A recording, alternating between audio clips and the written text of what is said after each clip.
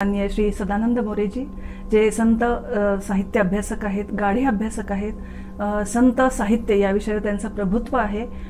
मला वाटतं आपण त्यांच्याकडून संत साहित्य आणि लोकसंगीत या विषयावर जास्तीत जास्त जाणून घेऊया। संत साहित्य आणि लोकसंगीत एकमेकात मिसळून गेलेले, जसं दोन नद्या प्रवाहितून एकमेकांमध्ये मिसळल्यात तसं ते आपसूक लोकसंगीत आणि संत साहित्य मिसळले गेले। काय सांगाल? बरोबर, तात्विक आहे। बरोबर, तुम्हाला तात्विक कसा?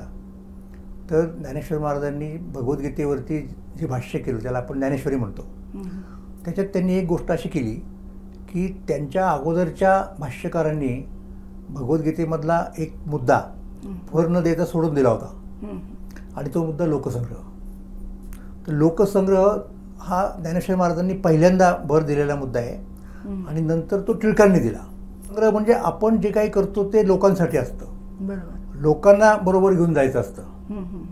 त्यामुळे मुळात संतांची जी दृष्टी पहिल्यापासूनच, म्हणजे आपण वारकरी संप्रदायाच्या संदर्भात जर बोललो, ज्ञानेश्वर महाराज, नामदेवराय यांनी सुरुवात केली त्यांची दृष्टी पहिल्यापासून लोकांना बरोबर घेऊन, म्हणजे मासेस ज्याला म्हणतो आपण, त्यामुळे पहिल्यापासूनच त्यांची ही दृष्टी आहे।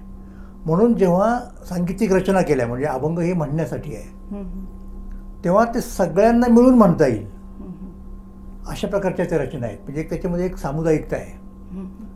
तुका म्हणे जना सकळा सहित, असं तुकाराम महाराजांनी